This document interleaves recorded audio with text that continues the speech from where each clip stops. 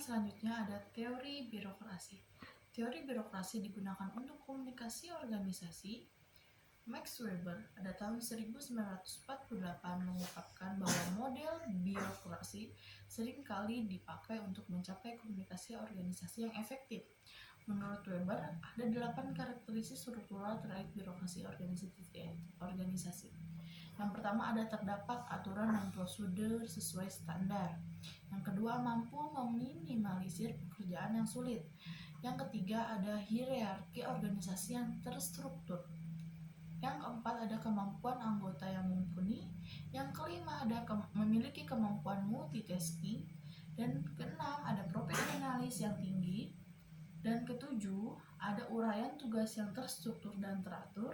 Dan yang kedelapan, ada rasionalitas untuk mencapai keberhasilan. Yang ke-19 ada teori analisis transaksional. Analisis transaksional merupakan pendekatan psikoterapi yang menekankan hubungan interaksional. Transaksional sendiri dimaksudkan sebagai hubungan komunikasi antar individu. Teori ini digunakan untuk mengetahui bentuk dan isi pesan yang tersampaikan dalam suatu komunikasi. Analisis ini bertujuan mengetahui tingkat keefektifan komunikasi yang terjalin antara individu. Dan menurut Eric Berne, pada tahun 1960 adalah pengembang teori analisis ini yang dinilai cocok untuk digunakan dalam konseling kelompok. Selanjutnya ada teori pengharapan nilai. Teori ini merupakan bagian dari teori komunikasi massa. Teori pengharapan nilai bertujuan untuk mengetahui pengaruh penggunaan media terhadap massa dinilai dari kepentingan penggunaannya. Sikap seseorang terhadap segmen-segmen media ditentukan dari evaluasi dan perspektif mereka terhadap media tersebut. Teori ini merupakan turunan dari teori uses and gratification. Selanjutnya yang ke-21 ada teori struktural fungsional.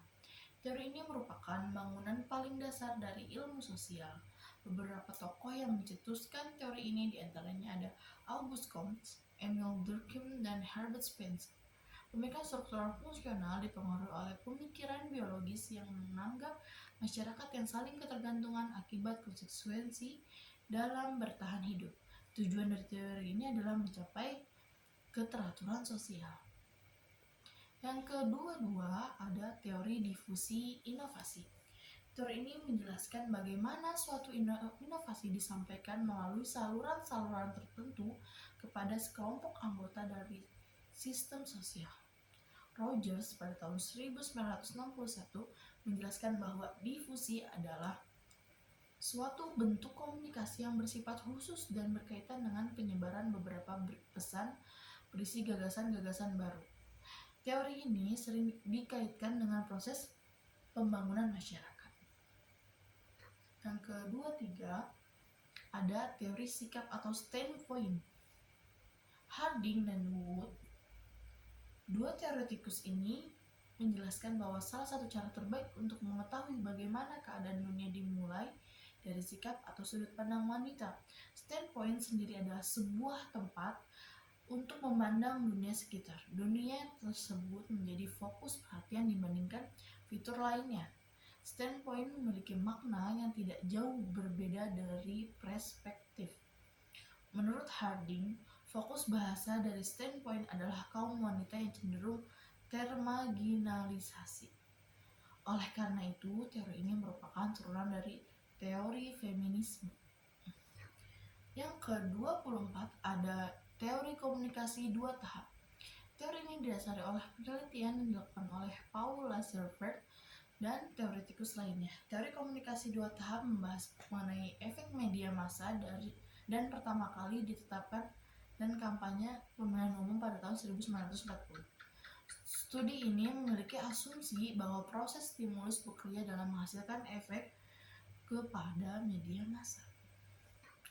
Yang terakhir ada teori komunikasi administrasi.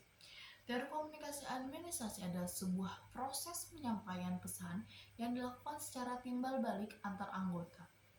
Teori ini dimaksudkan dengan tujuan untuk menumbuhkan rasa saling pengertian dalam rangka mencapai tujuan organisasi dengan efektif dan efisien. Fungsi dari penerapan teori ini adalah untuk menjaga stabilitas informasi agar terciptanya penyesuaian sikap yang memadai di antar bagian dalam organisasi. Cukup sekian informasi 25 teori komunikasi dari saya. Kurang lebihnya mohon maaf. Wassalamualaikum warahmatullahi wabarakatuh.